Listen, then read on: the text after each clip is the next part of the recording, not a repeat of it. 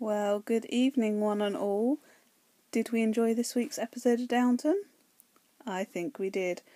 I'm trying to think back now because I've had a cup of tea since, so the episode's kind of disappeared from my head a little bit, because everything was focused on that ending and what an ending it was, but I will get to that shortly. So we have Isabel looking more and more likely, in my eyes, to accept Lord Merton's proposal, I think, which I think would be quite lovely. And Violet trying to interfere and then realising that actually they're very well suited to each other. So I know she is as she is, but Violet is a really good friend to Isabel.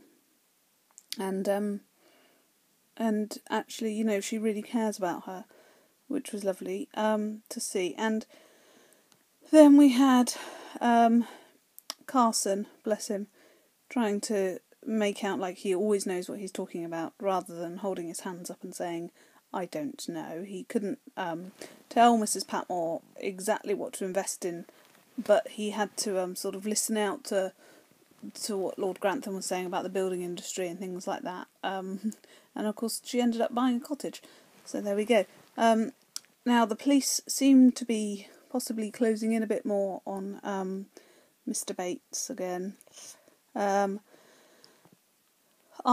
think he possibly did have something to do with it, but we don't know for certain. But it seems like the police are thinking that it was actually Anna. They're certainly trying to work out what the connection is there. So yeah, of course they're questioning Lady Mary. And you know, Lady Mary really cares for Anna, but she will only go so far. And is it just me, or does Lady Mary seem posher than ever this series? I don't know. She just seems to be, really, really posh. Rose, bless her, she met lovely Atticus, and then he was taken away from her, all within the same episode. But Tom, I am surprised that the entire world didn't hear my whoop of joy when Miss Bunting announced she was leaving, and when Tom, you know, stood up to her and said, yes, I still believe in everything, but I'm a person and not everything is black and white anymore. You know, in life it's not as simple as detesting somebody because of their opinions. So I was really glad that he stood his ground. And I did think that he was going to go after her and ask her to stay after Daisy helpfully tried to interfere. But he didn't, which was great, because she needs to be gone. She needed to be gone like weeks ago, but now she is gone, and she better not be coming back. So that leaves the way for Rose and Tom, which is what I'm really hoping for.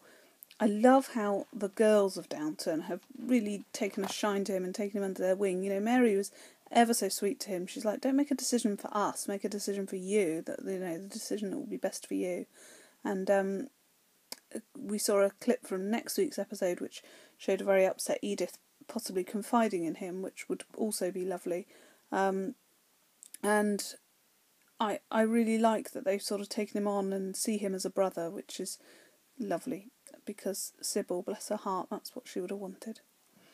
That still makes me sad. So that was all of that. Edith, poor Edith. They can't send Marigold away to school. I mean, what is she, 2? 3? I don't know. Yeah, about 2. So anyway, just debating in my own head. Yeah, their answer, which is the answer of the upper classes for most things, is to send them away. You know, most problems in life, send them away. Edith just looked utterly distraught, and she was placing that call to London at the end, so I don't know what's going on there. But I think that one way or another she will keep Marigold. I can't see that it's going to be anything different for her, because her motherly instinct is too strong. And I just hope she catches a break soon. Now, on to the really exciting things. Simon Bricker and Cora. I mean, the man's obsessed. He's like just this randy old man tearing down the hallway in his dressing gown. And I was pleased that Robert came home, but I was very sad that he wasn't more open and willing to listen to Cora. And I hope she pins him down at some point and makes him hear her side. But the way he went for Bricker, yeah, brilliant, and exactly what the man deserved. But I was upset on one hand because I do like Richard E. Grant. But yeah, go Robert. He's, my wife, no one else's. But he does have to start seeing her and treating her like a person, and maybe eventually it will all come around to that. And I hope so, because they do have quite a strong marriage. And I think it's only natural that with things progressing and times moving on, that, Cora is starting to realise that she has rights and she should be heard, and, she should be valued as an individual. So, go Cora. But yeah, Robert was excellent at the end of this episode. And I'm looking forward to next time. So I'll see you all then. Bye.